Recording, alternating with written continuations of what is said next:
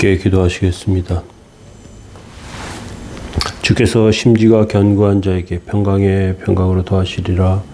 거룩하신 주여, 은총과 은혜 가운데 저희들을 세우시고 하나님의 온전하심으로 저희들 영혼의 은혜와 힘을 더하여 주시기 원합니다. 연약한 저희들을 정결케 하시며 지켜주시고 또 삶의 은혜와 은총을 공급하시고 말씀을 통하여 세워지는 복된 은혜가 있게 하옵소서. 예수 그리스도의 이름으로 기도합니다. 아멘. 네, 찬송가 90장 2절 찬송 드리시겠습니다.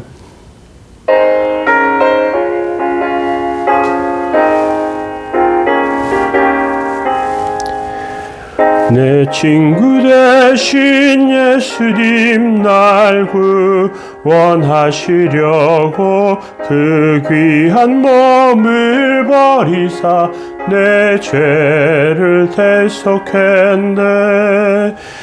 나 주님을 늘 믿으며 그 손을 의지하고 그 몸과 마음을 바쳐서 끝까지 충성하리.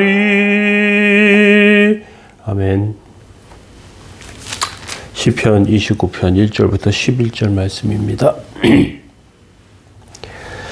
너희 권능 있는 자들아, 영광과 능력을 여호와께 돌릴지어다. 여호와께 그의 합당한 이름의 영광을 돌리며 거룩한 옷을 입고 여호와께 예배할지어다.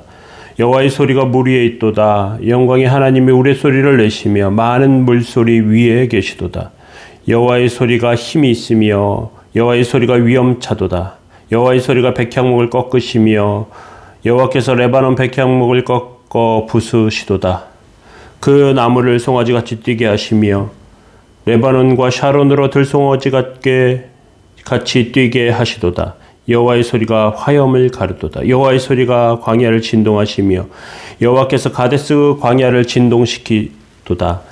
여호와의 소리가 암사슴을 낙태하게 하시고 살림을 말갛게 벗기시니 그의 성전에서 그의 모든 것이 말하기를 영광이라 하도다. 여호와께서 홍수 때 자정하셨으며 여호와께서 영원토록 왕으로 자정하시도다.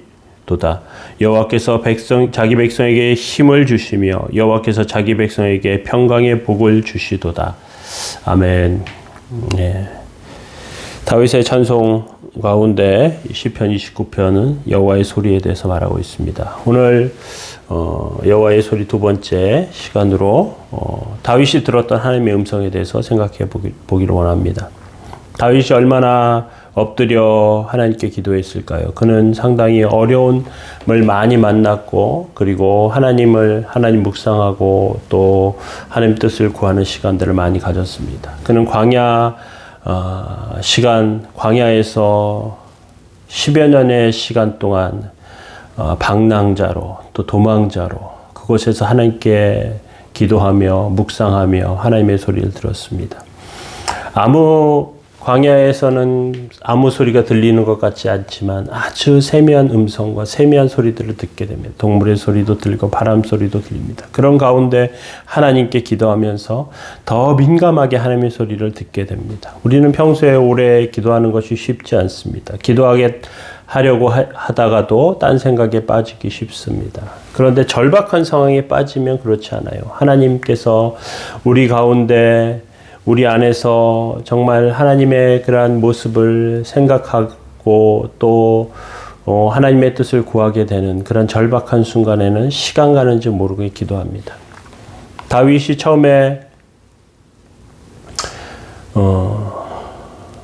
물이 다 떨어져 광야에서 그 기도드린 하나님께서 계속해서 지켜주시고 자신 안에 아름다운 모습과 은혜를 보여주십니다. 그러면서 점점 기도 시간이 길어지는 것이죠. 하나님의 음성을 들었습니다. 그런데 하나님의 음성을 뭐라고 표현하고 있는가 하면 3절 말씀 보시겠습니다. 여호와의 소리가 물 위에 있도다. 영광의 하나님이 우레소리를 내시니 여호와는 많은 물 위에 계시도다. 많은 물 위에 계신 하나님. 천둥 소리를 듣고 눈을 들어보면 먹구름이 가득하고요. 목마른 심령이 하나님께 구하게 되는 것이, 구하며 응답받게 되는 것이죠. 그러한 비우려고 하는 그 모습을 다윗은 아마 하나님께서 다윗아 내가 너를 사랑한다 하는 소리로 들었을지 모르겠습니다. 너는 지금 물 없어서 죽지 않는다. 아름다운 모습 가운데 신앙 가운데 내가 너를 지켜줄 것이다. 예수님께서 변화산에 올라가셨을 때 구름 속에서 하나님께서 말씀하십니다. 이는 내 사랑하는 아들이요 내 기뻐하는 자다. 그 베드로와 요한과 야고보 함께 그곳에서 있을 때에 하나님 예수 그리스도의 변화된 모습, 하나님의 음성, 또 예수님을 경배하고 하나님의 소리를 듣는 모세와 엘리야, 이 모든 것들 가운데 아마도 큰 감동과 그러한 것들을 느끼게 되었을 것입니다. 그런데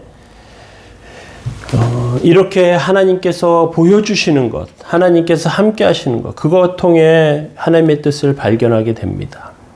다윗도 위기 가운데 하나님의 모습을 발견하면서 비를 내려주시면서 하나님의 사랑을 묵상하게 됩니다.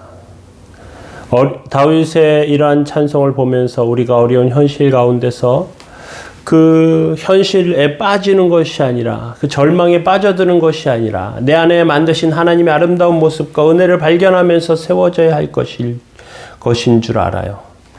우리의 정말로 하나님께서 응답하시고 붙들어 주시는 것을 통해서 세워지게 되는 것입니다. 우리는 동식물과 자연을 통해서 하나님의 음성을 듣고요. 엘리야는 까마귀를 보면서 하나님의 은혜를 생각했을 것입니다. 예수님께서 말씀하신 것처럼 참새를 보면서 하나님께서 인생을 헛되이 죽게 하시지 않는구나 발견했을 것입니다. 수탉을 통해서 베드로는 회개의 역사를 다시 한번 기억했습니다. 존 스토트 목사님께서 닭이 물을 마실 때마다 이렇게 꾹꾹꾹하고 하늘을 쳐다보는 그러한 것을 보면서 하나님께 감사드리는 행동이라고 생각했습니다. 모세는 광야에서 독수리가 새끼를 공중에서 떨어뜨리는 것을 보고 인간은 훈련하신 하나님을 떠올렸던 것을 기억합니다. 우리가 사는 삶 가운데 쓰나미도 있고 화산 폭발도 있고 폭우도 있고요. 홍수도 나기도 합니다. 여러 자연재해를 발견하게 돼요.